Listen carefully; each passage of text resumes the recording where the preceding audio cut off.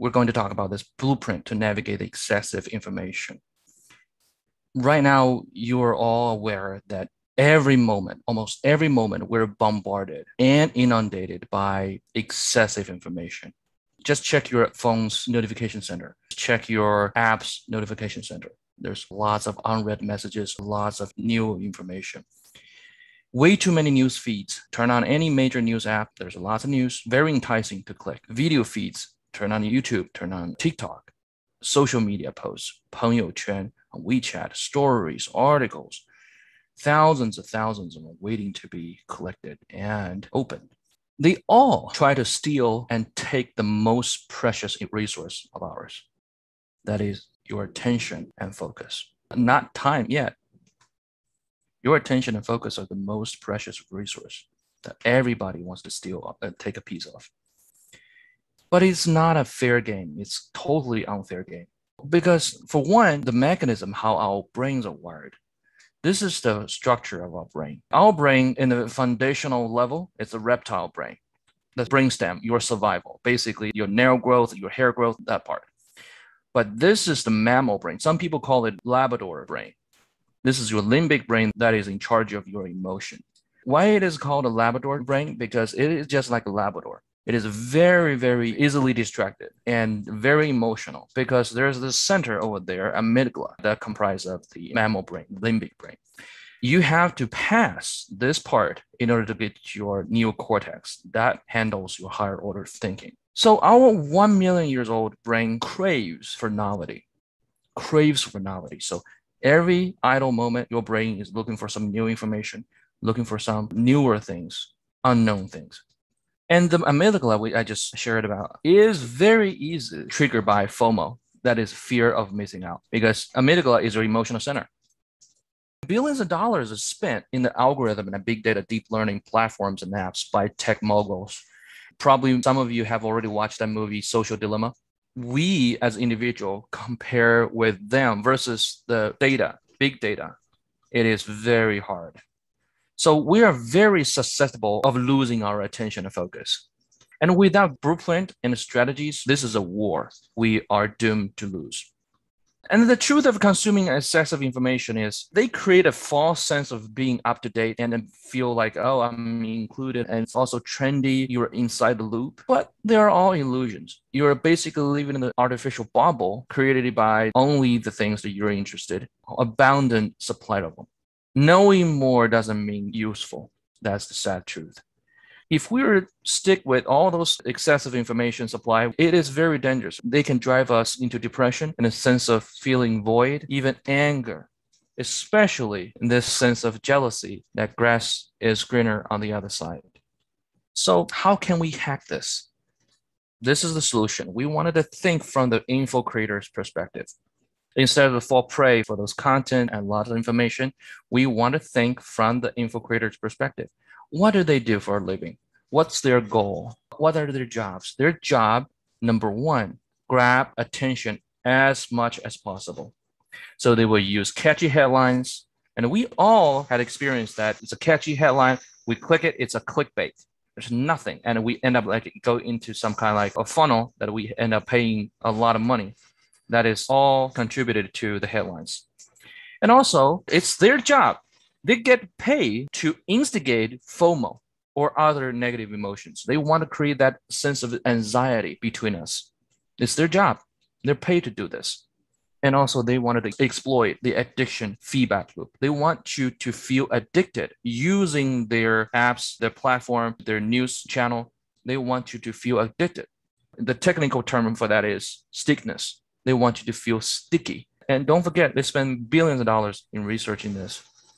It's their job. So the key is really to audit and redesign and reprogram your autopilot habits. We want to do that. Because guess what? The moments we most likely to fall prey of information junk are the moments of idle, when we are bored, when our brain craves for another piece of new information. That is the dangerous part of why we fall prey for. So solution is prepare a list of items to suffice the novelty needs of your brain during the idle moment. We're going to use this exact same path, exactly the same thinking pattern of the content or information creators. So the principles we wanted to follow, number one, since our brain loves novelty, right? So we wanted to prepare something that is new, that is novel. Remember that we said earlier that why people like slot machines, because every time you pull the trigger, there's something new. You could win something, you could lose something, but it's new. And why we like 朋友圈 is because every time you refresh it, there's something fun comes out, something new comes out, something unheard of comes up. And it has to be pleasurable, meaning fun, because your brain essentially craves for something that is fun and pleasant. And another thing is you want this kind of items have long-term benefits for your well-being and productivity. And lastly, the gaming component. We all know that we all actually love playing games. We love playing games, but you want to see if this item has that sense of gaming in there. Is gamified or not? So how do we do that? For example, on your phone, instead of using WeChat 朋友圈 or TikTok or some other news app, instead you can put Quizlet there. You can put vocabulary games there. You can put Google News or Apple News. Well, those are controversial because Apple News and Google News are still almost like an aggregator for news. But for us immigrants, we can learn authentic, good news report and journalism and articles from those sources. And also another good thing is WeChat book. There's lots and lots of good books. You pay for a subscription every month. You can access hundreds of millions of books for free. And Kindle, you can download by electronic version of books. When you feel the urge of bored or you want something new, yeah, just turn on a Kindle to read a few pages. Or Evernote, you see our good article, you save there. And if you have 5 minutes, normally you would grab your phone and to do that. And then that's a good time for you to read that article.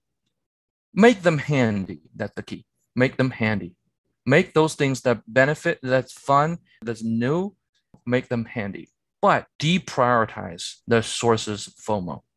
What do I mean by that? Make them hard to see, find, or use, even uninstall them. Where I put my WeChat is inside a folder that is on the second page of my phone. So every time I want to use it, I have to really scroll towards the right and swipe it and then find that particular folder and see it. But I put all my WeChat book, Kindle, Audible, and YouTube on homepage of my phone.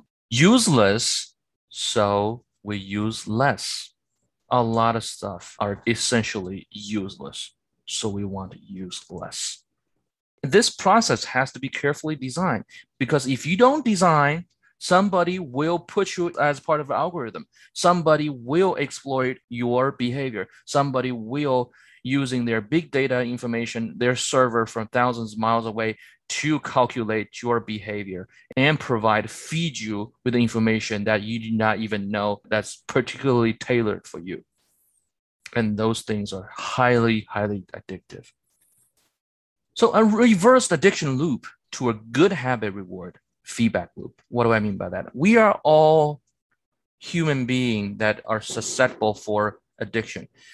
Stephen Kotler, who wrote the book, The Rise of Superhuman, he is one of the leading experts of the flow. He said, adults, our main thing in our life is addiction management.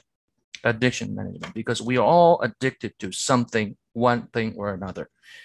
One person could be addicted to cigarette. Another person may be addicted to alcohol. But looks like we are all addicted to mobile phones.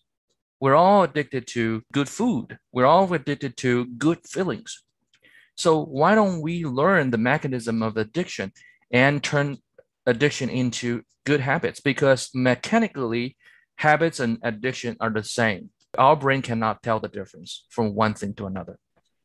So think twice before you click. Really think twice before you click. And protect and invest and grow your attention and your focus into the most valuable, long-term, creative, high-stake work. So we don't want it to do it automatic. We do not want it to be automatically fall prey of those apps, of those platforms. So here's the books I would like to recommend. Deep Work by Carl Newport, and also 4-Hour Work Week by Tim Ferriss. This is a book I highly, highly recommend. A lot of people are talking about, oh, okay, well, I wish I could work for only 4 hours a week, but it's not like that. It's a 4-hour week, meaning like every hour of this 4 hour has to be meaningful, has to be like moving the needles, has to be like bird's eye view, has to be like structural. It's not just a busy work. He provides this structure called DEAL. Define exactly what you want, and E is eliminate. Eliminate the things that's not necessary. And A is automate. Find something that's automate, because we are all the product of habits. We are all going to be like autopilot. So we want to make sure that our autopilot behaviors, our autopilot habits are working for us, not against us. L is a liberation. Once you define exactly what you want and eliminate the things that no longer serve you and automate the things that work for you, and you will be liberated. There's another add-on on Chrome I would like to share with you. It's called Q's News Feed. If you install this, every time you open Facebook or YouTube, you do not see any of the news feeds. Your YouTube is basically an empty search engine. You only get to search the stuff you want to watch. If we wanted to further gain our attention and our focus back, some of the measures we have to use. And also Apple News Plus. The reason why I recommend this is a subscribed, curated news service. You pay, but actually you get pretty good magazine and news articles curated to you. And I think it's worth it. It's worth it. And another thing is, I am this old-fashioned person. I like reading old-fashioned newspaper. Why, you may ask? Right now is this information age. Those news are easily accessible from your mobile phone or your computer. Why I still hang on to the old newspaper? Because newspapers are passive. It won't bother me. If I choose not to read the newspaper, I can stack them there forever. I don't have to open it, and it won't force me or entice me to read anything. So I get to choose. I have the control.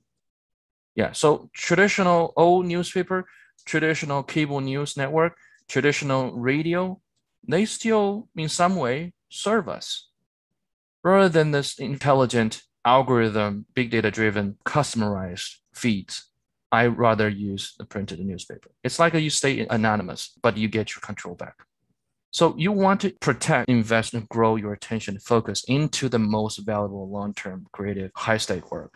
Because if you don't, someone will take them and grow their portfolio and invest in them, make them more successful.